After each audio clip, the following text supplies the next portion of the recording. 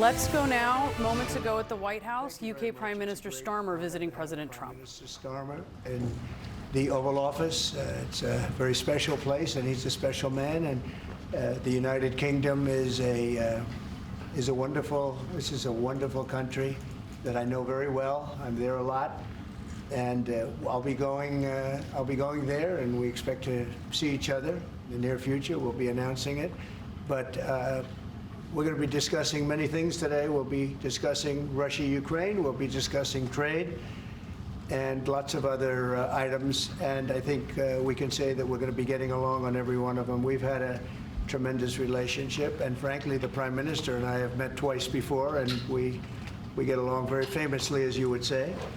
And I look forward to it very much. We look forward to the day and the meeting. We'll be having a luncheon after this, and then another work session, and I believe we're going to have a press conference at the end. So I look forward to it. And Mr. Prime Minister, thank you very much. Thank you. Thank you, Mr. President. Can I say thank you for your hospitality, for your leadership. We have met a number of times, we've talked a number of times, and we have had a very constructive conversation. I'm sure we will today. And of course, our countries have been bound together for a very long time now. The closest alliance, I think, of any two countries when it comes to prosperity and security. And I know that together we will strengthen that even further. And on issues like Ukraine, thank you for changing the conversation to bring about the possibility that now we can have a peace deal. And we want to work with you to make sure that peace deal is enduring, that it lasts, that it's a deal that goes down as a historic deal, that nobody breaches, and we'll work with you to make sure that that absolutely happens.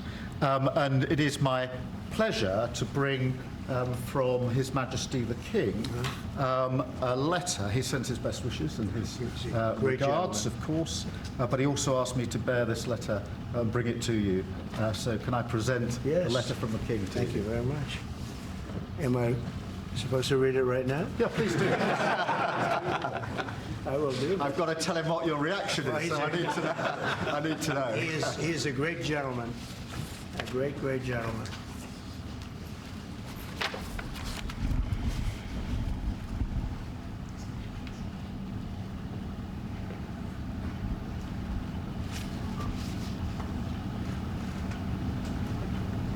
Oh, that's well.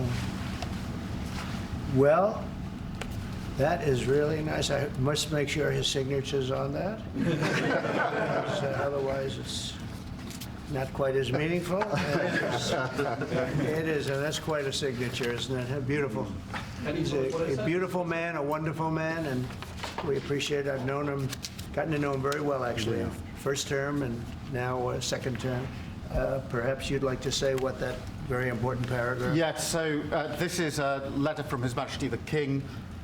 It's an invitation for a second state visit.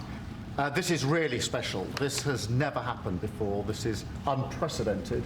And I think that just symbolises the strength of the relationship between us. So this is a very special letter. I think the last state visit was a tremendous success. It was. His Majesty the King wants to make this even better than that. So this is truly historic, an unprecedented second state visit, and he wants to talk that through with you. And that says at Windsor. That's really something. Yes. What I haven't got yet is your answer. I do need to. The answer is yes. On behalf of our wonderful First Lady, Melania, and myself, the answer is yes, and we look forward to being there and honoring the King and honoring really your country. Your country is a fantastic country, and it'll be our honor to be there. Thank you very much. Well, thank you very much, Mr. President. I shall happily take that back to His Majesty. It's beautiful. We have been listening to President Donald Trump alongside the UK's Prime Minister Keir Starmer inside the Oval Office, answering reporters' questions ahead of this big meeting between Starmer and Trump. Starmer expected to ask Trump for assistance when it comes to handling the future of Ukraine. Trump there giving an update on talks with Russia, saying that Russia's been acting very well, though he didn't want to specifically get into details about a peacekeeping force in Ukraine, saying that he wants to have a deal first. Notably, Russia has said that they would not tolerate any kind of peacekeeping force, whether with U.S. or EU troops inside Ukraine. The president there was also asked about some of his rhetoric toward Ukrainian President Volodymyr Zelensky, who's set to go to the White House tomorrow. Trump saying that they're going to sign off on this rare earth minerals deal in front of the press, even though Zelensky said that it hadn't been finalized yet. The president there was asked whether he still thinks that Zelensky is a dictator. Trump playing coy, saying, "Did I say that? I can't believe I said that." There was also an interesting interaction with Keir Starmer when Trump was asked about this backstop, this idea of having the U.S. support any kind of peacekeeping force in Ukraine. He said that the U.S. will be there doing business, will be over there working in the country, digging our hearts out, was the way that he described it. He was asked if British troops were attacked by Russian forces in Ukraine, would the U.S. come to the aid of those forces? Trump acknowledged that it was a bit of an evasive answer, what he said. He jokingly said that the UK wouldn't likely need help, and he turned toward Keir Starmer and jokingly asked, could you take on Russia by yourselves? Really a telling moment there about Trump's view of Ukraine. And it was interesting, too, that he kind of was saying that just having U.S. there with private industry digging would in itself be a bit of a security guarantee. And it was also interesting as Keir Starmer sort of pulled him a crone and interjected to say, actually, we're not getting all of our money back, what we're putting into the war in Ukraine. And I also do just want to note, which is something that is certainly, I think, of interest to our domestic audience, which is that Trump was asked, are you tracking how many veterans are being fired as we see all of these federal workers who are getting the axe? He says we are. He says we take good care of our veterans. He says we're watching that very carefully. He said they're trying to make it the smallest number possible, and went on to again say we're taking care of our veterans. We love our veterans. We're going to take good care of them. We should note, though, that thousands of veterans have been fired, and there are more firings expected, and more veterans are expected to be fired. So far, as we see these firings, they appear to be pretty indiscriminate, as probationary employees are being canned despite their military service. Republicans have been sounding this alarm privately to the administration. We're hearing Democrats sound it pretty publicly. But listen, I think the headline here was all of this love. So from Keir Starmer for President Trump. Let's go to Jeff Zeleny at the White House, hand delivering, Jeff, a letter from the king, which was clearly something that really appealed to President Trump. He really ate it up. A letter inviting him for what Keir Starmer stressed again, an unprecedented second state visit from the monarch.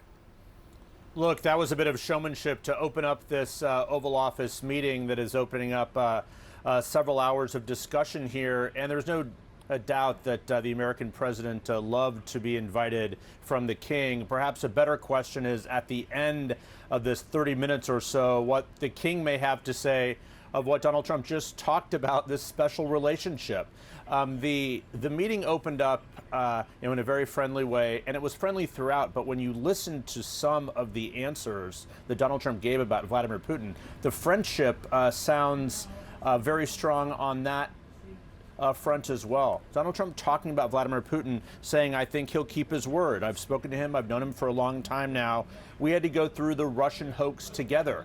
So really once again, finding common cause with Vladimir Putin and treating him as though he is an ally, which of course that is not the case. So several different headlines there. What I think the bottom line is, this security agreement, which has been a central question hanging over all of this, will the U.S. come to the aid of European allies and Ukrainians? That is still very much an open question. Donald Trump essentially dismissing the idea of the Europeans needing the U.S. as a backstop. You just went through it there. Very interesting. He said, I think that the British can stand for themselves, don't need our help. Well, the bottom line is, it's a sheer raw math of it.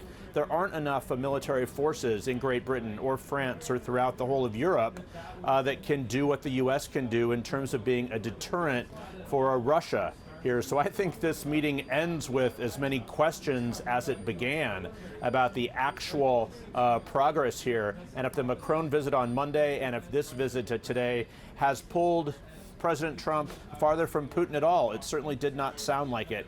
And finally, at the very end there, the president not only called Zelensky a dictator. He tweeted that a couple times as well. But to your point, Boris, he was coy when he was answering that.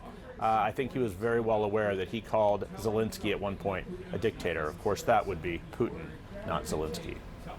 Yeah, very good point. Jeff Zeleny at the White House for us. Thank you so much.